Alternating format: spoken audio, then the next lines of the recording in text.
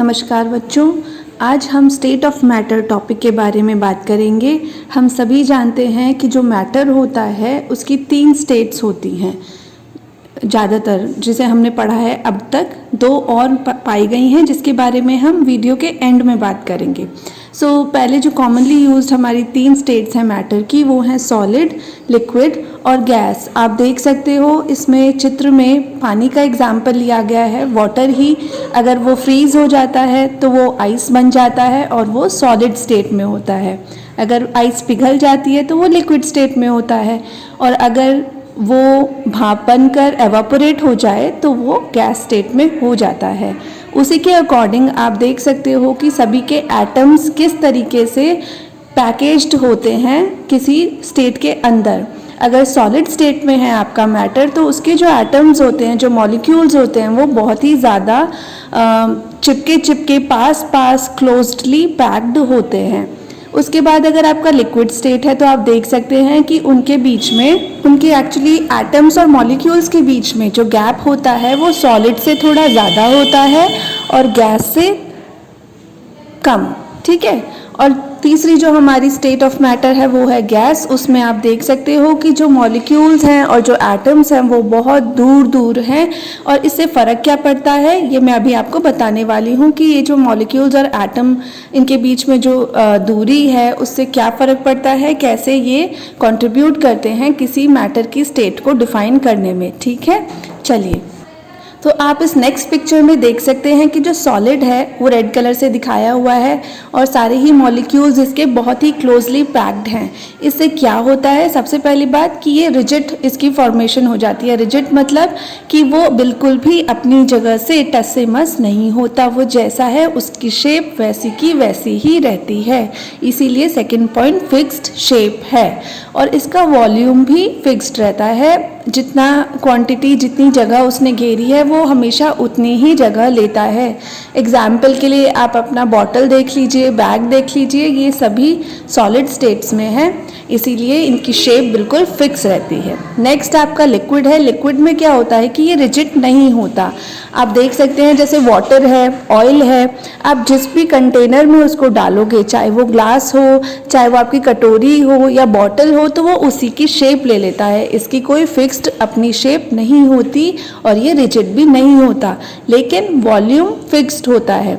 अगर आपके पास 100 gram oil है, आप उसे चाहे ग्लास में डालिए चाहे बॉटल में डालिए, वो 100 ग्राम ही रहेगा, उसका वॉल्यूम भी चेंज बिल्कुल नहीं होता, जैसे कि सॉलिड का चेंज नहीं होता।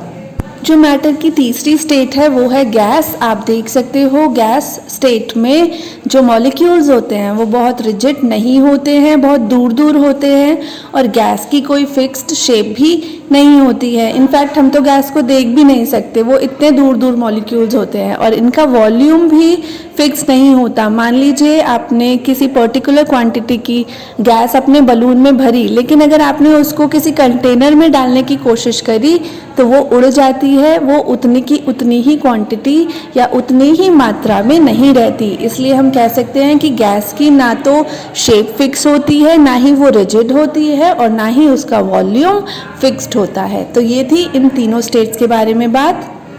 नेक्स्ट आप देखेंगे मैंने टैबुलर फॉर्म में सॉलिड, लिक्विड, गैसेस के बीच में जो डिफरेंस है उनको इस पिक्चर में किया है, इंक्लूड किया है। आप देख सकते हैं सॉलिड्स के बारे में सबसे पहला जो पॉइंट है, solids are rigid in comparison to liquids and gases, यानी कि जो सॉलिड स्टेट होती है, जो ठोस स्टेट होती है, वो सबसे ज़्यादा ही रिजिड होती है, और लिक्विड्स इतने रिजिड नहीं होते, and gases are also not rigid, gases बिल्कुल भी रिजिड नहीं होती। नेक्स्ट आप देख सकते हो जो सॉलिड्स होते हैं they have a definite shape and volume, उनका एक फिक्स्ड जो होता है शेप होती है, शेप मतलब आकृति और वॉल्यूम मतलब आयतन।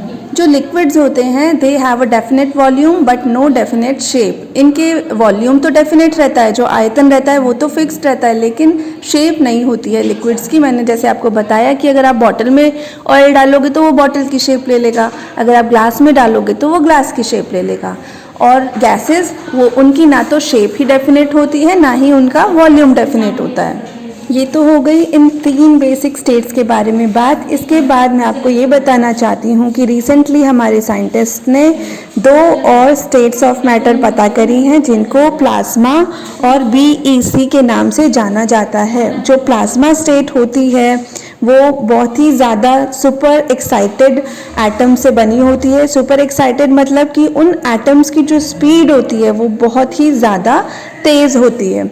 और जो दूसरी स्टेट है BEC, इसका फुल फॉर्म है बोस आइंस्टाइन कंडेंसेट।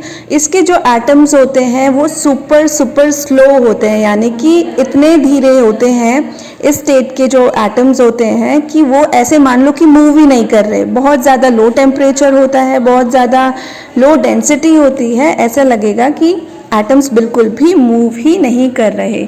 ये शायद आप बड़ी क्लास में और ज़्यादा डिटेल्स में पढ़ेंगे, पर अभी के लिए आपको यही जानना ज़रूरी है कि सॉलिड लिक्विड गैस के अलावा 2 और स्टेट्स ऑफ मैटर आ चुकी हैं, डिस्कवर हो चुकी हैं, जिनका नाम है प्लाज्मा और बोस आइंस्टाइन कंडेंसेट।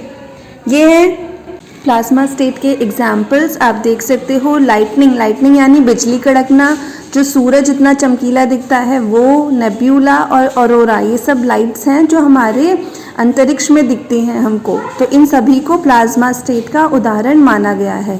जो नियॉन लाइट्स होती हैं, आपकी जो ट्यूब लाइट्स होती हैं, हीलियम लाइट्स होती हैं, ये सभी की सभी प्लाज्मा स्टेट में मानी जाती हैं।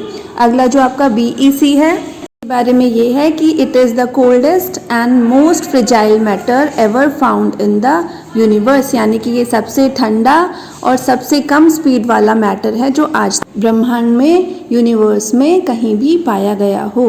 तो मैं आशा करती हूँ आपको ये वीडियो इन्फॉर्मेटिव लगी होगी। अगर अच्छी लगी है प्लीज़ सब्सक्राइब करिए इस चैनल को, और जब भी कोई ऐसी पढ़ाई से रिलेटेड एजुकेशनल वीडियो आपकी आएगी, आप बेल आइकन पे दबाइए, आपको नोटिफिकेशन आ जाएगा।